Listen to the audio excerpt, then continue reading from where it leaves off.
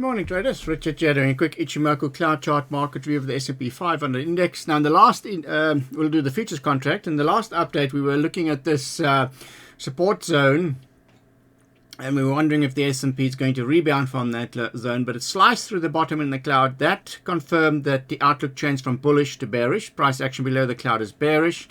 And then a couple of short positions worked out well.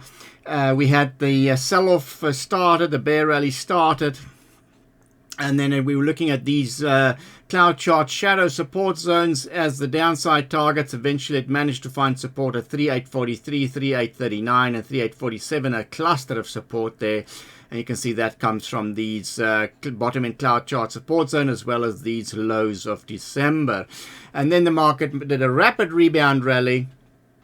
And then these support levels came back into play, broke through the standard line, turning line of the cloud. Now the upside target is the bottom end of the cloud here, together with where the standard line of the cloud is. Now that's a major resistance zone between 4031 and 4042 is the upside resistance target on the futures contract here, after this fantastic rebound rally from critical support zones.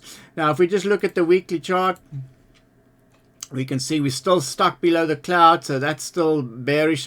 For price action to be, for price to be bullish overall, we need to be above the top end of the cloud here. So we can see lots of support zones that it's been testing there, rebounding from the standard line and the turning line of the cloud there, and the front end of the cloud.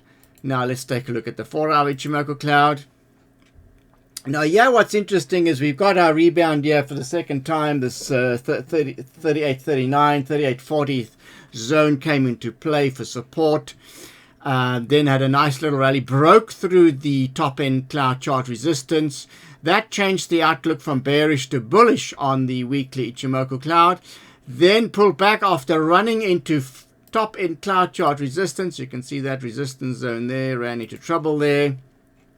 Consolidated that move, about a 38% retracement of that entire move and about a 50% retracement of this move.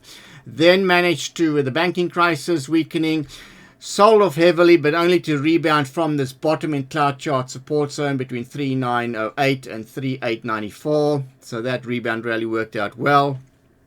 Back above the cloud, and now it is fighting resistance here to see if it's going to get past or stay above that 4010 zone, with the top end of the cloud there, another resistance zone, as well as that top end cloud chart resistance zone there.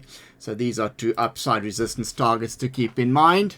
410, 4018, 4033, these are the upside targets if we manage to get past this resistance zone. But well, interesting to see if this 4000 is going to be a support zone on the 4-hour Ichimoku cloud.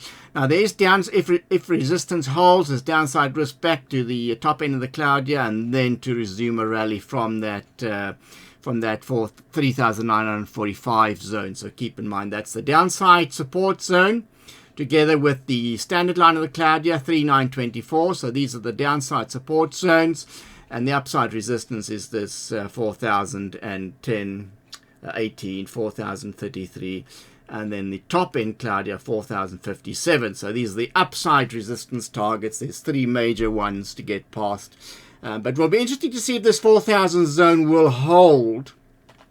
That's going to be a critical thing going forward. Looking at the hourly Ichimoku, there we go. We can see now a little bit extended from the top in the cloud, so there is consolidation risk as it runs into trouble with this 4018 resistance zone.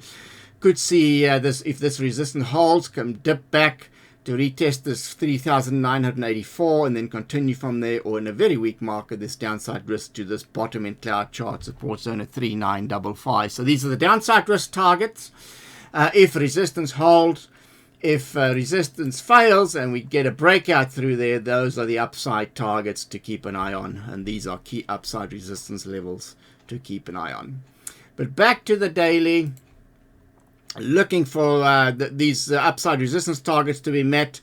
and then will be critical to see if we're going to break past that zone to continue the rally, or we see a consolidation and cloud chart resistance holds, and then we can get a reversal to the downside. So we're getting close to a critical juncture, a line in the sand for the S&P on the daily. Is it going to change its outlook to bullish or remain bearish on the daily Ichimoku cloud?